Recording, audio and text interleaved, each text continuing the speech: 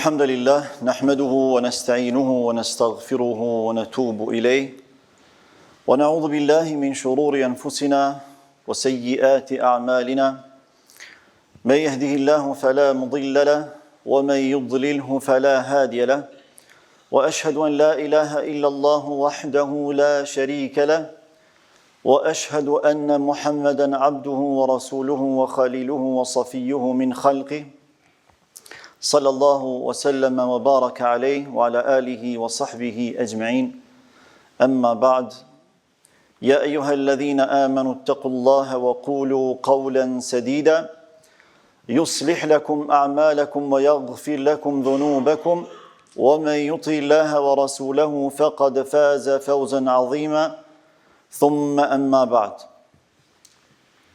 vetëm Allahun e adhurojmë, vetëm atë e falenderojmë dhe vetëm prej tij ndihmë dhe falje kërkojmë.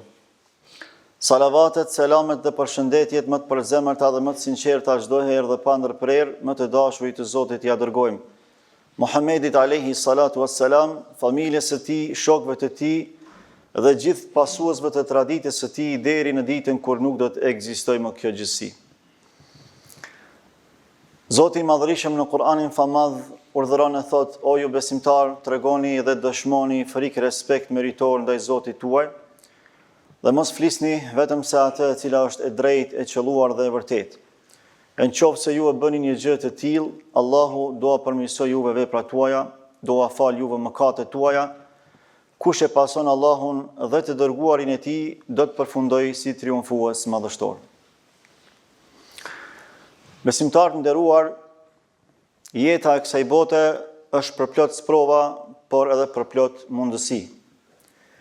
Andaj muslimani duhet të jetë aktiv në shoqëri, pozitiv e produktiv. Dhe kurse si nuk duhet të jetë pasiv, burim dëshpërimi dhe pengesë përparimi. Për këtë arsye kam vendosur të flas për atë se si duhet jemi musliman pozitiv. Duke qenë se Allahu i Madhërisëm është njohur si më i mirë i brendive tona, i sekreteve tona, edhe i qëllimeve tona, ai po ashtu i njeh më së miri dhe nevojat tona. Prandaj Allahu i Madhërisëm na ka mësuar përmes Kuranit, përmes fjalës së tij madhështore dhe përmes Muhammed Mustafas alayhi salatu wassalam, se çfarë realisht do të thotë të jesh pozitiv, musliman pozitiv. Pozitiviteti sipas perspektivës islame nuk është thjesht maskim, por është përjetim. Nga se ka raste që njeriu e detyron veten që të jetë pozitiv, por në brendin e tij ai nuk ndjen pozitivitet. Kjo nuk është ajo që kërkohet. Ajo që realisht kërkohet është pozitiviteti i brendshëm, i cili pastaj do të reflektojë edhe në jashtësinë tonë. Allahu tregon në Kur'an se muslimani nëse dëshiron që të jetë pozitiv, këtë e bën më së miri duke ju përgjigjur urdhrave të Allahut dhe të Rasulullahut alayhi salatu wassalam. Dhe këtë e përshkruan kësaj: Ja ayyuhalladhina amanu istajibu lillahi wa lirrasuli idha da'akum lima yuhyikum. O ju besimtar, përgjigjuni Allahut dhe Rasulit alayhi salatu wassalam kur ata juve ju thrasin, pra ju urdhërojnë për diçka, ju këshillojnë për diçka. Lima yuhyikum, e që ajo që realisht Allahu na fton përmes saj dhe Muhamedi sallallahu alaihi wasallam është ajo që na gjallëron. Allahu e ka përmendur shprehjen lima yuhyikum, përgjigjuni asaj që Allahu urdhëron dhe Muhamedi sallallahu alaihi wasallam për ta gjallëruar jetën tonë. Njeriu nuk mund të jetë pozitiv në fjalë, në veprime, në reagime pa qenë pozitiv në shpirt. Dhe ajo që më së miri, më së lehti dhe më së shpejti neve na mbjell pozitivitet në shpirt, pastaj edhe në mendje, në trup, është kur ne i përgjigjemi Allahut në urdhrat e tij. Dhe Muhammed Mustafas alayhi salatu wassalam, i cili çdo herë ka folur rreth çështjeve fetare me shpallje nga ana e Allahut fuqiplot. Pra ajo që njerëzit sot nga rendin pasaj, duke e synuar pozitivitetin në jetë, mund të jetë e rëndësishme dhe mund të jetë e dobishme. Por asgjë nuk është më e dobishme dhe më e rëndësishme se sa ti përgjigjemi Allahut në urdhëra dhe Muhammed Mustafa sallallahu alaihi wasallam në mësime. Për arsye se zemra e njeriut është krijuar për ta dëgjuar Allahun, është krijuar për t'ju bindur krijuesit saj, është krijuar për të jetuar me mësimet e mësuesit njerëzimit, i cili ka folur çdo herë me shpallje Muhammedit sallallahu alaihi wasallam. Prandaj Allahu qartazi dhe prerëzi na tregon se nëse dëshironi gjallërim jetësor, nëse dëshironi që ta ndjeni gjallërinë jetësore, këtë bëni përmes përgjigjes në urdhat e Allahut, sepse çdo urdhër i Allahut është në dobinë tonë. Çdo urdhër i Allahut është për të na përparuar, për të na zhvilluar, për t'i përmbushur nevojat tona në jetën e kësaj bote. Pastaj besimtari i Allahut nuk duhet kurrësi të lejojë që të jetë burim dëshpërimi, por burim shpresë dhe gëzimi, sepse besimtari i Allahut e din mirëfilli se krijuesi absolut është burimi i shpresës. Andaj unë çdo herë kam përmendur, nëse për të tjerët shpresa vdes e fundit, për muslimanin shpresa nuk vdes kurrë, për arsye se ne i mbështetemi të pavdekshmit. Burimi i shpresës për ne është Allahu, dhe ai është i pavdekshëm. Prandaj dhe shpresa për ne është e përhershme. Allahu thot në Kur'an: "Innahu la yai'asu min rauhillah illa al-qaumul kafirun." Nuk e humb shpresën në mëshirën e Allahut vetëm se një popull jo besimtar. Që do të thotë, ai që e humb shpresën në mëshirën e Allahut ose nuk është besimtar fare, ose besimin e ka të dobët, nëse është prej muslimanëve. Pa marrë parasysh se në çfarë rrethana jetësore mund të gjendemi. Pa marrë parasysh se me çfarë mund të sprovohemi, e që secila sprov e ka edhe idhësinë, por edhe vështirësinë e vet, është krejtësisht normale. Por ajo që duhet i kaloj gjitha këto sprova, këto idhësi, këto përjetime të rënda për ne, është shpresa në mëshirën e Allahut fuqiplot. Nëse Allahu nuk ja ka mbyll derën e shpresës kriminalëve më të mëdhenj të botës, si është fjala me musliman pozitiv, me musliman që nuk bëjnë krime, madje edhe me njerëzit në përgjithësi që mund të jenë edhe jo musliman, Allahu thot: "Qul ya ibadi alladhina asrafu ala anfusihim", thuaj o Muhammed, thuaj gjithë njerëzve, madje thot thuaj robërve të mi që e kanë tepruar me gjunahe ndaj vetëve tyre. La taqnatu min rahmatillah. Mos e humni shpresën në mëshirën e Allahut. Nëse e zbërthejmë më bukfalisht shprehjen la taqnatu min rahmatillah, i bie mos e kputni shpresën në mëshirën e Allahut. Çdo gjë kputet në jetën e kësaj bote, përpos shpresës në mëshirën e Allahut, ajo nuk kputet kurrë. Sepse dera e Allahut për pendim, për përmirësim është derë e hapur. Prandaj besimtari duhet të jetë pozitiv, besimtari duhet të shpresojë, qasja e tij duhet të jetë shpresuese në raport me Allahun fuqiplot. Edhe në rrethonat më të vështira të jetës, neve na ka dhënë modelin më të mirë që duhet pasuar. Prandaj për besimtarin nuk mund të ekzistojë, as nuk mund të vijë në shprehje përdorimi i fjalës dhe i shprehjes s'ka më shpresë. Por duhet të jetë inna Allaha ma'ana. Allahu është me ne. Ose duhet të jetë inna ma'i rabbi sayahdin.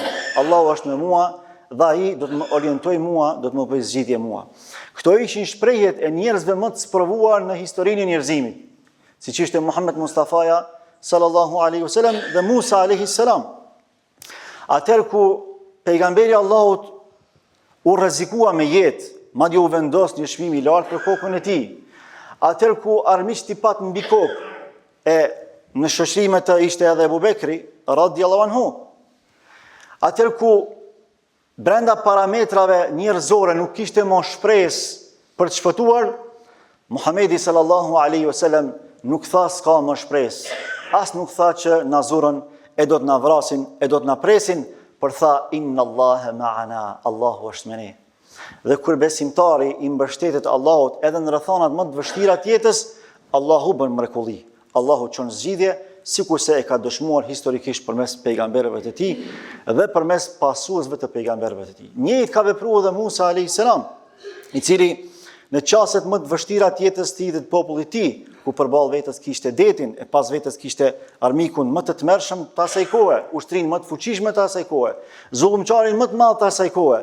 Disa prej shokëve të tij, disa për atyre që e shoqëronin atë, thanë inna lamudrakun. Edhe Allahu këtë po e përshkruan në Kur'an, thanë na zonën edhe realisht kështu do duhet ndodhte, sepse s'kishte më zgjidhje, s'kishte më shpresë për shpëtim. Por zemra Musës alayhis salam çfarë tha? Kella, inna ma'i rabbi saydin. Kurse si s'mund më ndodhi gjë e tillë. Allahu është me mua dhe ai më bën zgjidhje mua.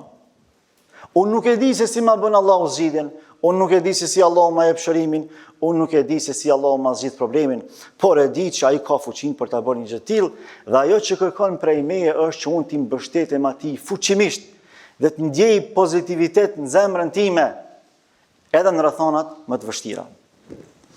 Muslimani duhet të jetë pozitiv para se gjithash në moralin e tij, në akhlakun e tij, në edukatën e tij. Madje morali, akhlaku dhe edukata realisht është treguesi më i madh dhe më i fuqishëm e më i drejt për drejt i pozitivitetit tonë jetë.